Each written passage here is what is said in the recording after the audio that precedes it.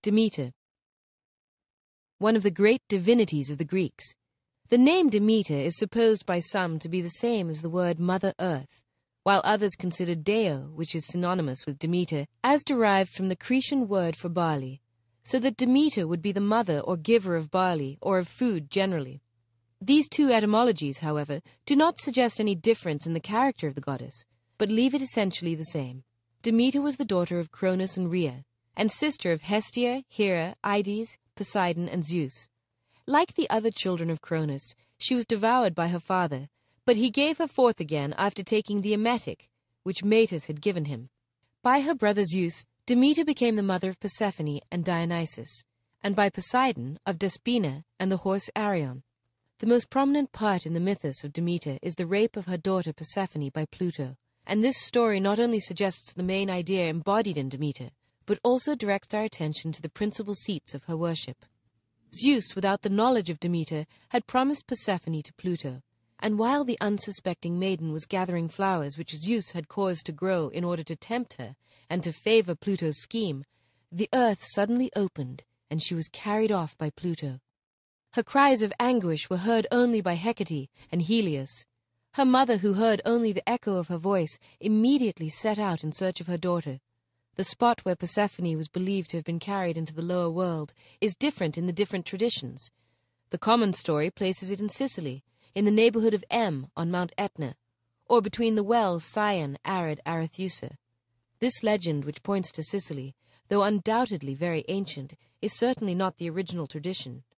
Other traditions place the rape of Persephone at Arenas, on the Cephisus in the neighborhood of Eleusis at Colonus in Attica, in an island of the Atlantic near the western coast of Spain, in Crete, or in the neighborhood of Pisa.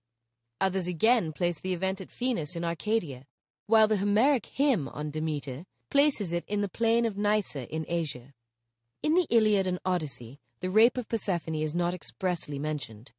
Demeter wandered about in search of her daughter for 9 days, without taking any nectar or ambrosia, and without bathing. On the 10th she met Hecate, who told her that she had heard the cries of Persephone, but did not know who had carried her off. Both then hastened to Helios, who revealed to them that Pluto had been the ravisher, and with the consent of Zeus. Demeter, in her anger at this news, avoided Olympus, and dwelt upon earth among men, conferring presents and blessings wherever she was kindly received, and severely punishing those who repulsed her, or did not receive her gifts with proper reverence. In this manner she came to Celeus at Eleusis, as the goddess still continued in her anger, and produced famine on the earth by not allowing the fields to produce any fruit. Zeus, anxious that the race of mortals should not become extinct, sent Iris to induce Demeter to return to Olympus. But in vain. At length Zeus sent out all the gods of Olympus to conciliate her by entreaties and presents, but she vowed not to return to Olympus, nor to restore the fertility of the earth, till she had seen her daughter again. Zeus accordingly sent Hermes into Erebus to fetch back Persephone. Pluto consented indeed to Persephone returning, but gave her a part of a pomegranate to eat, in order that she might not always remain with Demeter. Hermes then took her in Pluto's chariot to Eleusis, to her mother, to whom after a hearty welcome she related her fate.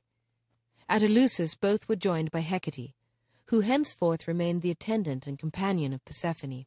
Zeus now sent Rhea to persuade Demeter to return to Olympus, and also granted that Persephone should spend only a part of the year, i.e. the winter, in subterraneous darkness, and during the rest of the year she should remain with her mother. Rhea accordingly descended to the Rarian plain near Eleusis, and conciliated Demeter, who now again allowed the fruits of the fields to grow. These are the main features of the mythos about Demeter, as it is contained in the Homeric hymn. Demeter was the goddess of the earth, and more especially of the earth as producing fruit, and consequently of agriculture, whence human food or bread is called by Homer the gift of Demeter. The notion of her being the author of the earth's fertility was extended to that of fertility in general, and she accordingly was looked upon also as the goddess of marriage, and was worshipped especially by women. Her priestess also initiated young married people into the duties of their new situation. As the goddess of the earth, she was like the other subterraneous divinity, who worked in the regions inaccessible to the rays of Helios. As agriculture is the basis of a well-regulated social condition, Demeter is represented also as the friend of peace and as a law-giving goddess. The mythos of Demeter and her daughter embodies the idea that the productive powers of the earth, or nature, rest or are concealed during the winter season. The goddess, Demeter and Persephone, also called Cora, are here identified, then rules in the depth of the earth mournful, but striving upwards to the all-animating light. Persephone, who has eaten of the pomegranate, is the fructified flower that returns in spring, dwells in the region of light during a portion of the year, and nourishes men and animals with her fruits. Later philosophical writers, and perhaps the mysteries also, referred the disappearance and return of Persephone to the burial of the body of man and the immortality of his soul. Demeter is worshipped in Crete, Delos, Argolis, Attica, the western coast of Asia, Sicily, and Italy, and her worship consisted in a great measure in orgic mysteries. The sacrifices offered to her consisted of pigs, the symbol of fertility, bulls, cows, honey cakes, and fruits. Her temples were called Megara, and were often built in groves in the neighborhood of towns. Many of her surnames, which are treated of in separate articles, are descriptive of the character of the goddess. She was often represented in works of art, though scarcely one entire statue of her is preserved. Her representations appear to have been brought to ideal perfection by Praxiteles. Her image resembled that of Hera in its maternal character, but had a softer expression, and her eyes were less widely opened. She was represented sometimes in a sitting attitude, sometimes walking, and sometimes riding in a chariot drawn by horses or dragons, but always in full attire. Around her head she wore a garland of corn ears, or a simple ribbon, and in her hand she held a scepter, corn ears, or a poppy, sometimes also a torch and the mystic basket. The Romans received the worship of Demeter, to whom they applied the name of Ceres from Sicily. The first temple of Ceres at Rome was vowed by the dictator Postumius Albinus in 496 BC, for the purpose of averting a famine with which Rome was threatened during a war with the Latins. In introducing this foreign divinity, the Romans acted in their usual manner. They instituted a festival with games in honor of her, and gave the management of the sacred rites and ceremonies to a Greek priestess, who was usually taken from Naples or Velia.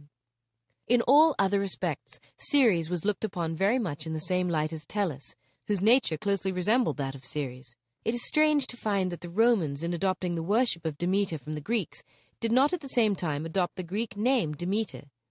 The name Ceres can scarcely be explained from the Latin language. Servius informs us that Ceres, Pallas, and Fortuna were the penates of the Etruscans, and it may be that the Romans applied to Demeter the name of a divinity of a similar nature, whose worship subsequently became extinct, and left no trace except the name Ceres.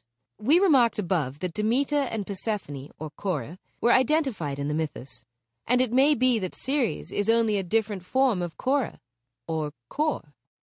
But however this may be, the worship of Ceres soon acquired considerable political importance at Rome. The decrees of the Senate were deposited in her temple for the inspection of the tribunes of the people. If we further consider that the aediles had the special superintendence of this temple, it is very probable that Ceres, whose worship was like the plebeians, introduced at Rome from without, had some peculiar relation to the plebeian order.